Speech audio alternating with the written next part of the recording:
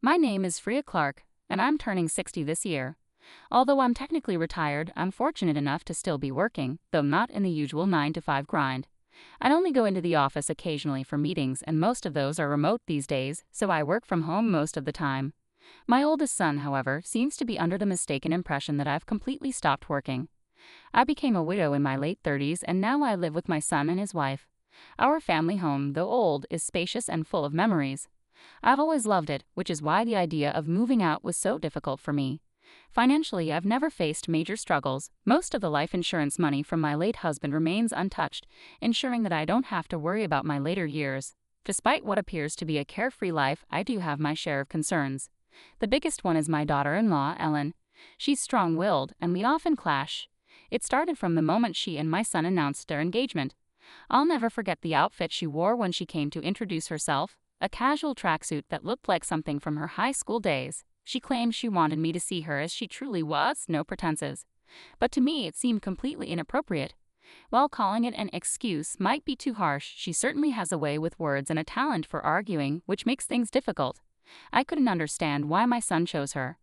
Later, I found out that Ellen had been the one to pursue him. She may be bold, but she's undeniably beautiful, and I think my somewhat sheltered, naive son was swept away by her confidence. Even after they decided to marry, her behavior didn't change. To put it kindly, Ellen is not one to put on airs. To put it bluntly, she lacks a certain sense of propriety in her actions.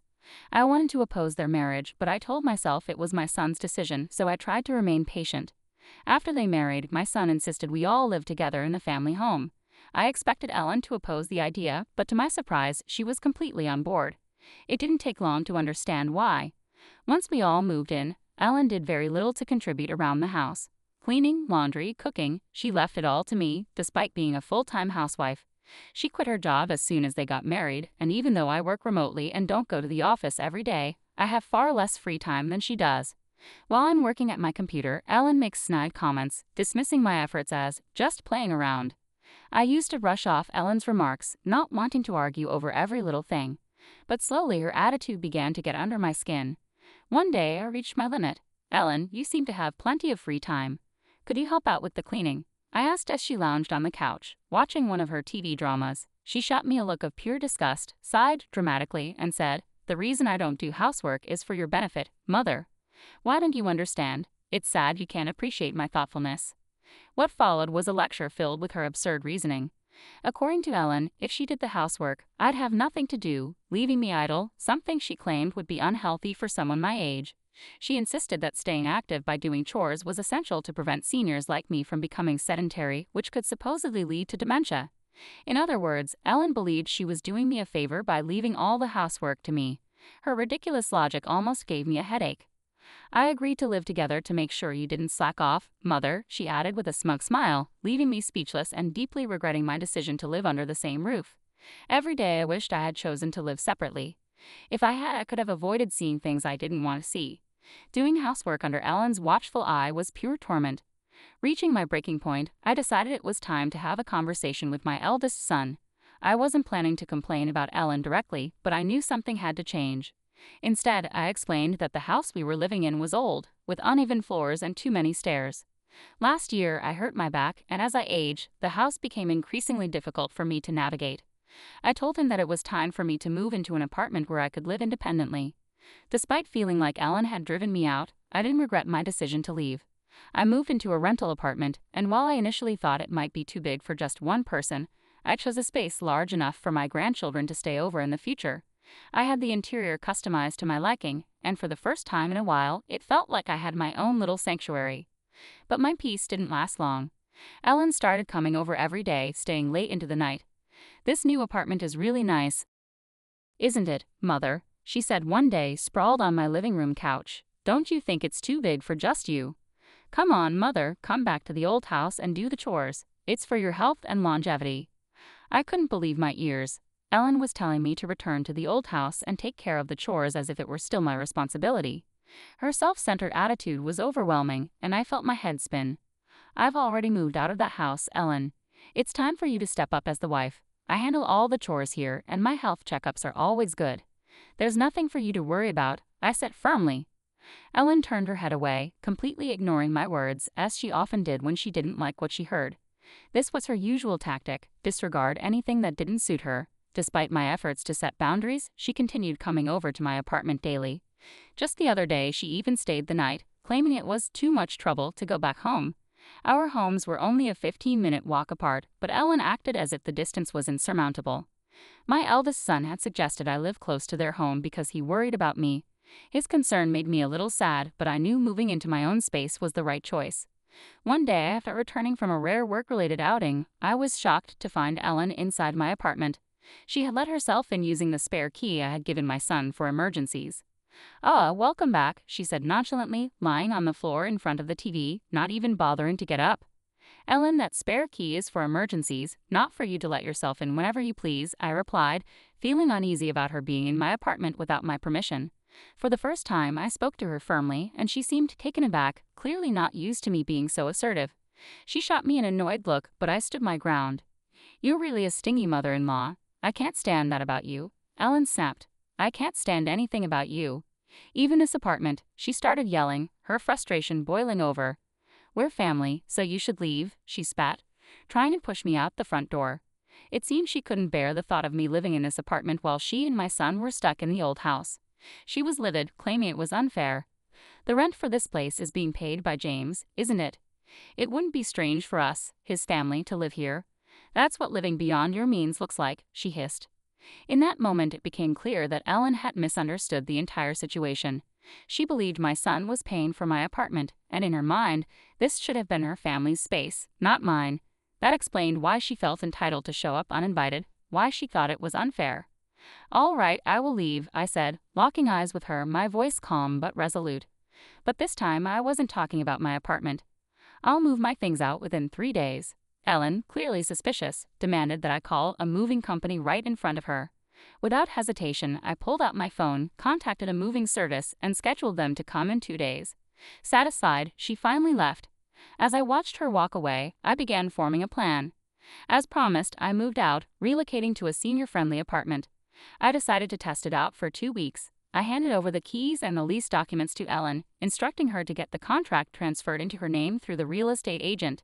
Thankfully, I had known the landlord for years, and they were flexible with the arrangements, which was a huge relief. My eldest son was furious with Ellen for pushing me out and even started considering divorce. But Ellen didn't seem to care at all. In fact, she took it a step further by moving into my old apartment herself, saying, "Well then, let's live separately." I could only marvel at how bold and shameless she was. However, in just 5 days, Ellen would be forced to face the reality of her actions. One day, while working remotely, my phone began ringing incessantly. It was Ellen, just as I had anticipated. Smiling to myself, I pressed the record button before answering. "Excuse me, Mother, what's going on with the rent for this apartment? Why am I the one who has to pay it? This isn't right," Ellen ranted as soon as I picked up. I could tell she was flustered. "Oh, but Ellen, aren't you the current leaseholder now?" I replied calmly. "It only makes sense that you should pay the rent. Is there a problem?" I replied in a calm, leisurely tone, intentionally trying to aggravate her further. Ellen, already on edge, grew even more flustered. "But didn't James used to pay the rent here? We're not even divorced yet, so shouldn't James still be responsible for it?" she sputtered. When she had brought up the rent issue with my son, he had simply told her I knew the truth and suggested she call me. The reality was that my son had never paid the rent for the apartment. In fact, I had been secretly helping him out financially due to Ellen's extravagant spending habits. "Ellen, you've misunderstood," I said, relishing the moment. "I was the one paying the rent for that apartment all along. James didn't contribute a dime." The shock was evident in her silence. The excitement she had shown about living separately in the apartment quickly drained away, and she muttered a few words before hanging up. Immediately after, I contacted my son and played back the recorded conversation for him. "I've put up with this long enough, but I've reached my limit. You feel the same, don't you?"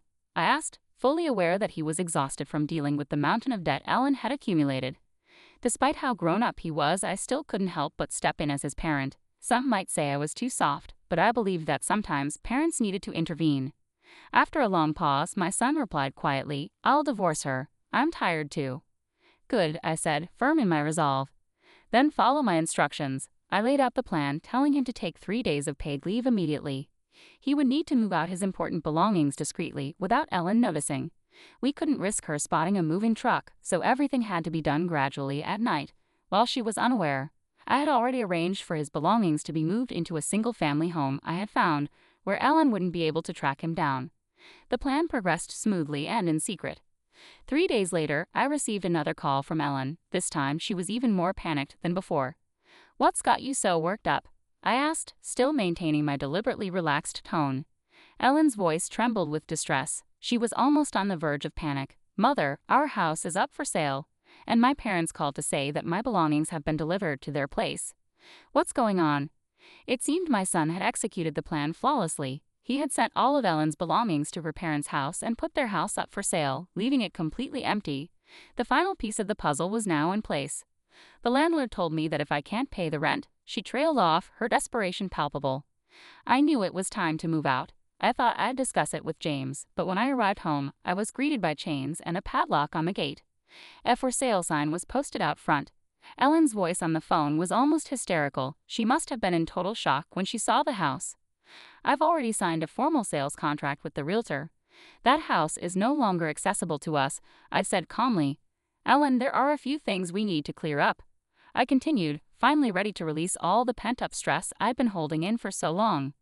"First of all, I'm no longer your mother-in-law, right? James filed for divorce yesterday. You signed the papers, didn't you? So now we're just strangers." The silence on the other end was deafening. The day before, my son had submitted the divorce papers to the city office. Ellen had signed them long ago during one of her habitual fits of threatening divorce whenever things didn't go her way. My son had once confided in me, hoping that Ellen would eventually change, that she'd become the woman he loved enough to marry. But it seemed he had finally woken up. He had signed the very papers she used as a weapon and made the divorce official. "You always told James you could divorce him anytime you wanted." "Well, things have gone exactly the way you said, hadn't they, Ellen?" I added, sensing her holding her breath on the other end. She wanted to argue, but no words came out. I could feel her frustration seething. "And another thing, Ellen," I continued, my voice steady.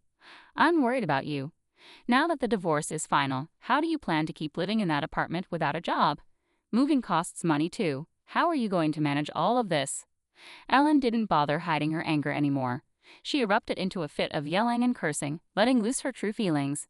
She finally admitted that she had only married my son because she believed my late husband had left a large inheritance. But what she didn't realize was that I controlled every penny of it, and she wouldn't be getting a cent. Her plan to pay off her debts through my son had completely backfired. Of course, I made sure to let my son listen to this entire conversation. If it came to a divorce settlement, I planned to use the recording as evidence. I waited patiently for Ellen to finish her tirade, which lasted a good 15 minutes. Finally, her tone shifted and she began to plead, tears streaming down her face. "I'm sorry. I've been disowned by my family. I have nowhere to go. Please help me." She confessed that her reckless spending and borrowing habits had driven her parents to cut ties with her. They had been burdened by her troubles for too long, and now she was truly alone. As she begged, I couldn't help but recall the unease I felt at her wedding. It all made sense now. This was the source of that discomfort. Ellen was left with no one to turn to, and though I felt a pang of sympathy, I reminded myself that this was the consequence of her own actions. Apologizing now won't change anything. We're strangers now, Ellen. There's nothing more to discuss. "Good luck with your life," I said firmly, ending the call. After our conversation, a sense of relief washed over me, but that wasn't the end of Ellen's troubles. My son informed me that she had shown up at his workplace, causing such a commotion that the police had to be called. Apparently, the landlord had changed the locks on her apartment due to unpaid rent, leaving her unable to get back inside. She likely tried to reach out to both of us, but we had already canceled our old phones and switched to new ones with different numbers. We didn't give her our new address either, effectively cutting off any chance for her to contact us. After the scene at my son's company, Ellen was issued a restraining order. With nowhere else to go, it seemed she attempted to return to her parents, but when she arrived, she was met with a harsh reality. The luggage I had sent to their home was left out in the rain, abandoned in the backyard. She wasn't even allowed inside. To make matters worse, her parents had received the bill for her unpaid rent, further fueling their anger. I heard rumors that she was now staying in an apartment provided by an organization supporting homeless individuals. Without the means to spend as she once did, she was clearly under a lot of stress. One day, I was stunned to see her on the street. Her once vibrant hair had turned nearly white, and her skin looked dry and weary. She had changed so much that I hardly recognized her at first. It struck me how dramatically a change in living conditions can transform a person. The contrast was both stark and unsettling. As for me, I had embarked on a new chapter in a house purchased with my late husband's inheritance. I'd opted for a duplex, allowing my son the option to remarry while still having his own space whenever he was ready. For now, he joins me for dinner, but otherwise he manages his own affairs. I've realized that this setup, being close but not too close, strikes the perfect balance for us. The money from the sale of my parents' home is safely set aside for future needs, which I plan to use to support my son and his future wife when they marry. I'm also keeping some for any grandchildren that might come along. In this new home, I finally have the opportunity to focus on something I've always dreamed of: creating an English garden.